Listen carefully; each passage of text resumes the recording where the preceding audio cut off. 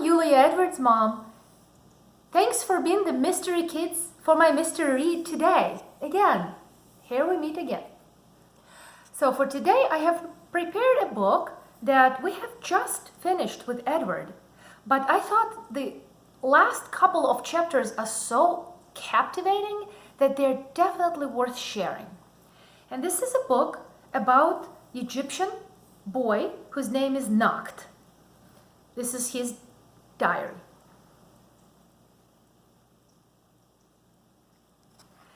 In this book, Nakht measures everything by not days or years or weeks. Here, he is measuring everything by the flow of the river Nile. There are days of flood when the river rises up, and then there are days of heat when the river goes down. So that's what we're going to see when we do the measurement of the days. Each of these chapters is written to determine something like second day of the last month of heat. Okay, so that way you kind of know. And because it's a diary, also Nakht, as you can see on the picture here, he is a scribe. Scribe is a writer, or kind of like the noter. And he is going to be showing us what he is observing in his life. I also wanted to show you about ancient Egypt structure. Over here at the bottom, you see the slaves. Then there's farmers, workers,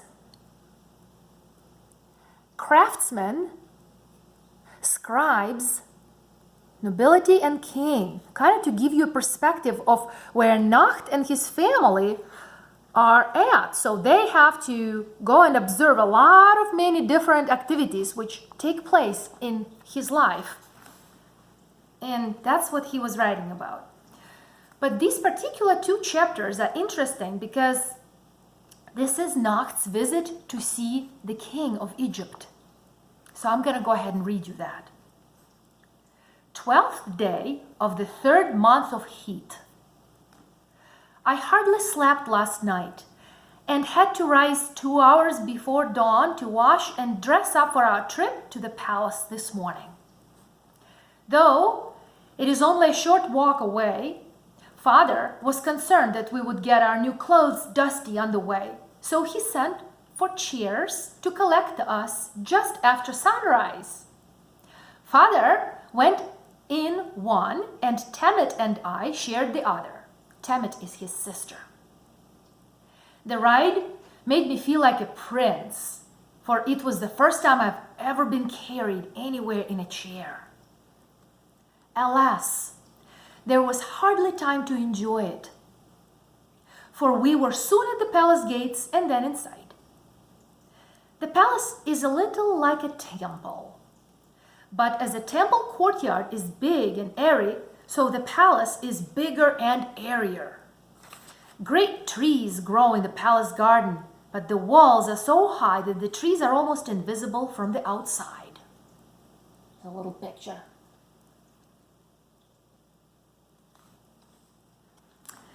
There is water everywhere, in pools and in trickling streams.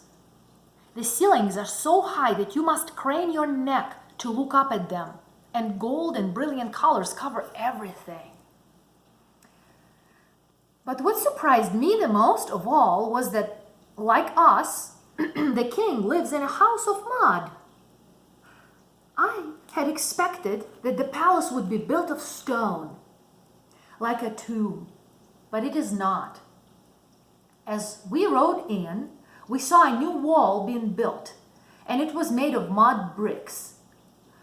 Once we were inside the palace, we stood for hours in a long line waiting to see the king. But we stayed cool under brightly colored linen tents. While we waited, a courtier told us how to behave before king. Nobody is allowed to speak directly to his face. Even his closest advisors must look away and talk as if he is not there at all. For instance, they do not say, "Do you want me to do this or that?" but, "Does the king wish me to do this or that?" We learned all this as we moved slowly across an inner courtyard toward the throne. I could see little because there were so many people.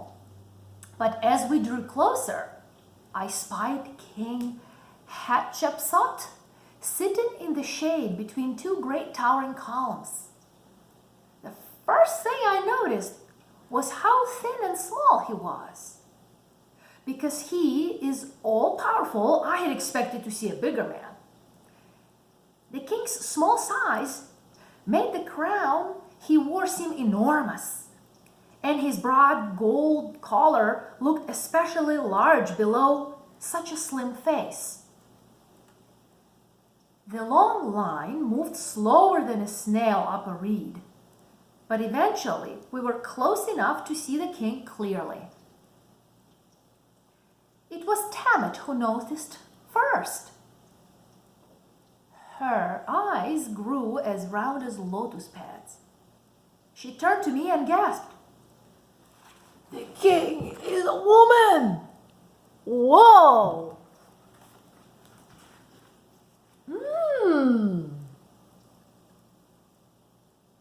Imagine that.